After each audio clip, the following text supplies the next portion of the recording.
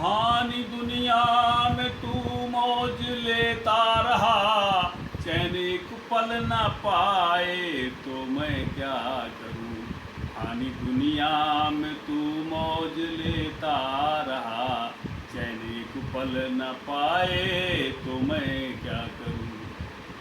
कर इशारा बुलाऊं नजर फेरता, तू नजर ना मिलाए तो मैं क्या करूं। कर इशारा बुलाऊं नजर फेरता, तू नजर ना मिलाए तो मैं क्या करूं। फानी दुनिया, संसार, सभी कहते हैं संसार झूठ है, क्योंकि एक दिन सबका छूटना है। और इस झूठे संसार में ही हम पूरा मन लगाए रहे, इसी में पूरे तन्मयता से लगे रहे। कर इशारा बुलाऊं नजर फेरता, तू नजर ना मिलाए तो मैं क्या करूं। संत महापुरुषों ने बार बार सत्संगों के आयोजन किए, सत्संगों में बुलाया कि संतों के पास जाओ, संतों की बात सुनो, लेकिन नहीं। इस संसार की झूठी दुनिया में ही, इस संसार के विषयों में ही रमण करता रहा, और रमण करते करते पूरा जीवन चला गया। बाद में क्या हुआ कि बाद में इन विषयों की जो लालसा थी, इनका जो राग थी, इनकी जो इच्छा थी, इसके वशीभूत होकर के 84 लाख योनियों में भ्रमण करने लगा। अगर संत महापुरुषों की बात मानता तो वास्तव में जीवन धन्य हो जाता। फानी दुनिया में तू मौज लेता रहा, इस झूठी दुनिया में, क्योंकि थोड़े दिन के लिए महादुखी सुख मान लियो है। थोड़े दिन का सुख होता है, उस थोड़े दिन के सुख को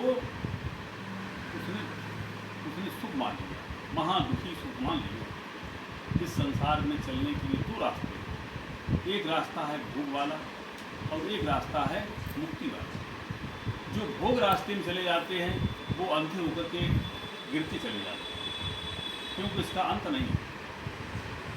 जो संसार के सुखों में लिप्त हो जाते हैं, संसार के हमें सुख मिल जाए, यश मिल जाए, कीर्ति मिल जाए, वैभव मिल जाए, संसार के तमाम सुख सुविधाओं के लिए जो जो संचित होते हैं, मेरा नाम हो जाए, मेरी कीर्ति हो जाए, धन हो जाए, तमाम तरह की जितनी कामनाएं जो संसार की हैं, जब उनमें वो संलिप्त होता है तब वास्तव में ये अधोगति में चला जाता है।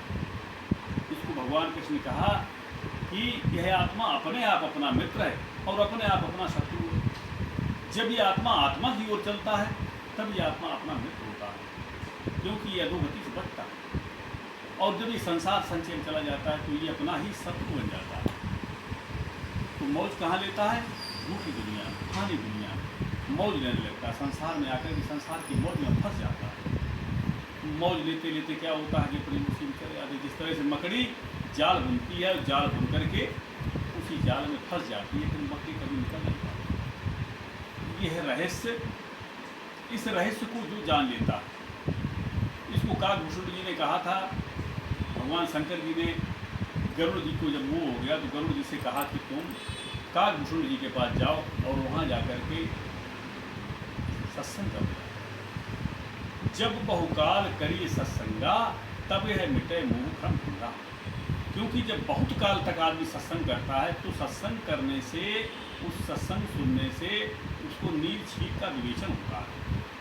और जब उसकी समझ जागृत होती है, जब वो संत महापुरुष के द्वारा आत्मज्ञान का उपदेश लेता है, ग्रहण करता है, प्रैक्टिकल करता है, और जब उससे भजन करता है, तब वास्तव में उसका मार्ग तय होता है, तब वो समझता है। इसी को संत कहते हैं, कर इशारा बुलाऊं नजर फेरता, तू नजर ना मिलाए तो मैं क्या करूं। कि तू जब मेरे पास ही नहीं आएगा तो हम क्या करेंगे। इसीलिए गोस्वामी तुलसीदास जी ने कहा, प्रथम भगत संतन कर संगा। पहली भक्ति है कि वो संतों का साथ करना शुरू कर दे। अगर संतों का सानिध्य मिलने लगे, संतों के पास बैठने लगे, संतों के पास आने लगे, तो धीरे धीरे उसकी संतों की वाणी से रुचि हो जाएगी, श्रद्धा हो जाएगी। और जब संत की बात मानेगा तो संत उसे रास्ता देते हैं कि तुम भजन करो। उमा कहाँ मैं अनुभव अपना, सत हर भजन जगत सपना। भगवान शंकर भोलेनाथ कहते हैं इस बात कि उमा कहाँ मैं अनुभव अपना, मैं अपना अनुभव कह रहा हूँ कि सत हर भजन, ईश्वर का भजन ही सत्य है और ये जगत सपना है। एक दिन छूटेगा, सबका छूटता है। जब सबका छूटने ही वाला है तो यहाँ से कंगाल बन के मत जाओ। बड़े आसानी से लोग कह देते हैं कि ना कुछ लाए थे ना लेके जाएंगे। सच्चाई ये है कि वो लेकर के आता है और लेकर के जाता है। कर्मों की गठरी को लेकर के आता है और कर्मों की गठरी को बांध के चला जाता है। इसीलिए जो विवेकी पुरुष होते हैं वो नित्य निरंतर अपनी आत्मा को परमात्मा में लगाते हैं। इसको भगवान कृष्ण ने गीता में कहा कि ऐसा सांख्य मुनि एकांत स्थान में रहकर सदा आत्मा को परमात्मा की भक्ति में लगाता है।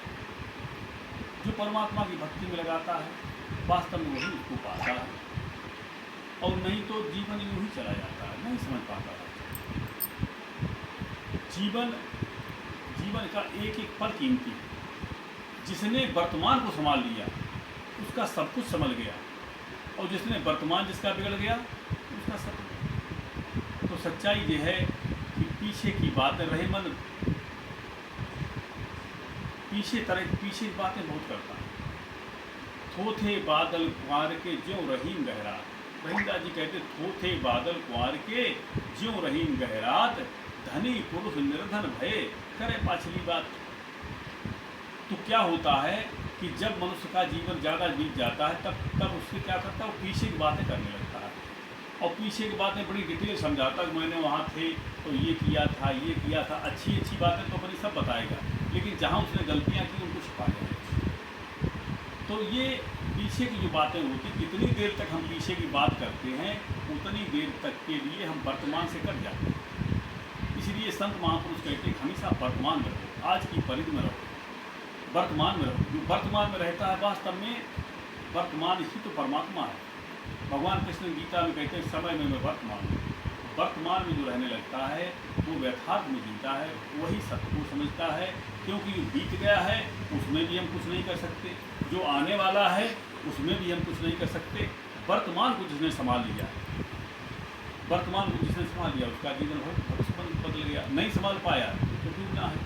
इसलिए अपनी आत्मा को जान करके ध्यान को करें, साधना को करें, भजन करके अपनी आत्मा को स्वरूप में पहुँचाएँ। यही जीवन का सार है, यही यथार्थ ज्ञान है। जो इसको जान लेता है उसका जीवन धन्य हो जाता है, उसका जीवन धन्य हो जाता है। बोली सतगुरु भगवान की।